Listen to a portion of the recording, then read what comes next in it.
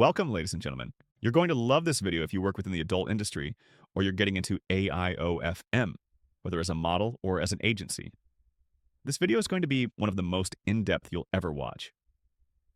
We're breaking down the psychology of desire, human connection, and the most profitable niches that trigger the strongest emotions within buyers and people in general. So then, let's fucking do this. This is a deep dive into the psychology of the human brain and desire. It's more of a scientific video, but if you're a model looking to find your niche to make a serious career and real money, this is perfect for you. If you're an agency helping models grow on social media, this will be equally valuable. This could be the difference between millions, or quitting in frustration and shame. The psychology between the man and the woman, or you could say between the desire and the desired, is one of the longest and most powerful connections in human history, and I don't see anything wrong with it. People judge it and hate it, but the reason they do is because it's so deeply rooted in their own brain they don't realize it. They hate it because they desire it. That's the truth. If they truly didn't care, they'd ignore it. The fact that they react emotionally tells you how powerful it is.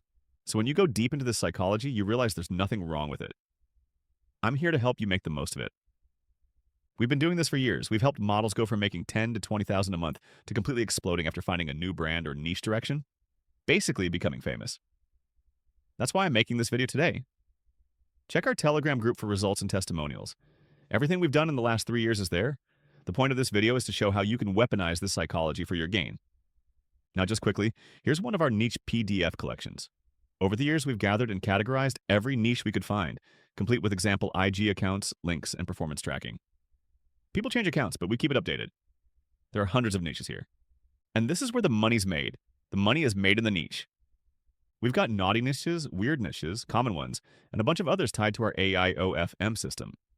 We built an AIOFM system that combines all our data, methods, and SOPs, working with VAs and Onlyfans growth strategies into one AI. Think of it as ChatGPT on steroids for adult creators and marketers. But enough about that. Let's get back into the real topic. The psychology of desire, understanding human connection in adult content. For adult content creators, this can be the difference between millions, or quitting and shame. The science behind niche selection. These niches are backed by research. We've studied psychology papers and academic research to find what actually works. There are 3 main niche types I'll show you, our personal favorites, and we're actively trying to work with girls and AI creation agencies to build around these. We already have all the content systems and monetization structures ready. Some examples: cyberpunk, anime maid, latex boots, secret hacker, soft girl cosplay, foot worship, cute streamer girlfriend, goth girl, tattooed, leather boots, dominatrix, elf-eared fantasy, lingerie aesthetics, Asian K-beauty doll, alt-punk, gamer girl, spanking. You get the idea. It's a mix of fantasy and edge. 1. Fantasy plus cosplay aesthetic. This works because it stands out. If you scroll through Instagram and see hundreds of normal girls, then suddenly see this. It catches your attention instantly, and the type of guy who buys OnlyFans content loves it. They grew up in fantasy worlds, anime, gaming, escapism. Why it works psychologically? Fantasy aesthetics tap into escapism and immersion. People don't just buy adult content for arousal. They're buying an experience, a narrative, a different reality. This will soon become mainstream. People will say, why should I buy a normal girl when I can buy my fantasy? When you embody a character consistently, you stop being a creator. You become a portal to another world. You're literally out of this world to them. That's the key to deep fan engagement. I can say it in fancy words, but truthfully, this will make you silly rich. And you're helping people too. If what you create gives someone a feeling they love and it's legal, then it's a great thing. You've given them an experience they crave. You're bridging the gap between fiction and reality, bringing their fantasies to life. This is what's called a parasocial relationship. People form real emotional bonds with media figures. Your subscribers aren't just customers, they're emotionally invested fans. How to execute. Keep visual consistency.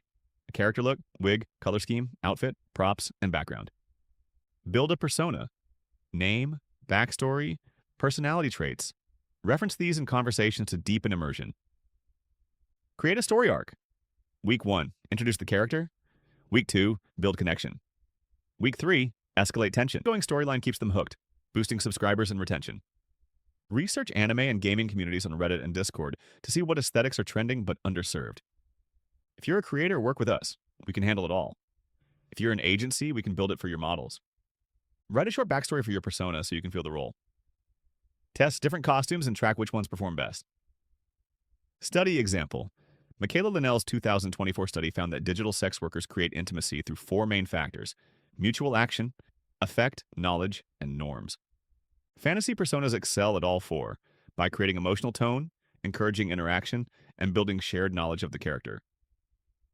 2. Fetish intersection niches. This is where specific desires meet unique aesthetics.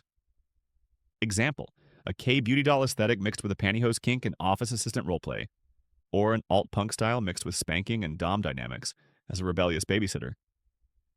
Why it works. Fetishes trigger specific neural pathways. When someone has a boot fetish, for instance, seeing boots activates reward centers in their brain more intensely than generic imagery. You're not competing with thousands of creators, you're serving a specific neurological need. The alternative aesthetic adds identity alignment, which creates emotional depth. When someone from a subculture, say goth or punk, finds a creator who embodies both their aesthetic and their fetish, it feels like I've found the one who gets me. People spend thousands on Netflix and video games. This is no different. It's entertainment, emotional connection, and arousal in one. How to execute. Research fetish and aesthetic communities. Learn the language and norms. They'll respect authenticity. Pick 2 or 3 niches that genuinely interest you. Authenticity is critical for sustainability. Browse niche subreddits for 30 minutes and note recurring visual elements. Create test posts combining your aesthetic and fetish and measure response. Set up tiered payment structures for fetish-specific content. Niche equals 3 to 5 times higher value than generic content. 3. Roleplay and intimacy personas. Now, this is important. If you create a niche that builds dependency, it's incredibly powerful. For example, if your character is clumsy or innocent, it triggers the man's instinct to help or protect. If she's fixing a car wrong or struggling with tools, men subconsciously want to step in and correct her. That's a deep neurological trigger. This kind of dependency or vulnerability creates engagement on a biological level. Example combination: gamer girl aesthetic with glasses and study partner roleplay. Fitness girl with a sweaty body as your personal trainer. Asian K-beauty girl as an office assistant. Combine this with the girlfriend experience dynamic, and you'll build deep emotional attachment.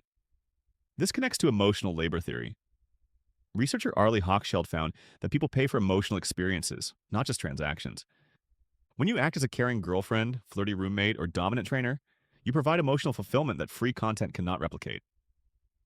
Studies show Onlyfans subscribers value two-way interaction and personalization above all. They're not just buying content, they're buying the feeling of being seen, known, and desired. How to execute. Build a consistent voice and character narrative. Write opening scripts for new subscribers that establish dynamics right away. Track details about subscribers to personalize responses. Create welcome messages that gather info for future personalization. Schedule check-ins, ongoing storylines, and inside jokes. Many users see OnlyFans as self-expression and emotional connection, a leap of faith away from their boring daily life. Combining all three, the ultimate strategy. If you merge a fantasy aesthetic like anime maid with a fetish, latex boots, and a roleplay dynamic, roommate, girl next door, or maid, you're creating a niche within a niche within a niche. It sounds excessive, but it works because it activates multiple psychological triggers simultaneously. Fantasy equals escapism and novelty. Fetish equals direct neurological arousal. Roleplay equals emotional attachment. Together, these form an experience that's nearly impossible to replace. It also triggers loss aversion. Once a subscriber finds someone who hits all their buttons, they hate the idea of losing access, so retention skyrockets by 40 to 60%. So think about what fits your personality, what you enjoy, and what you can do consistently. It helps others while being fun for you, and it'll scale naturally. Girls, you can become millionaires doing this. Agencies too. You don't need to apply to work with us, just reach out on Telegram.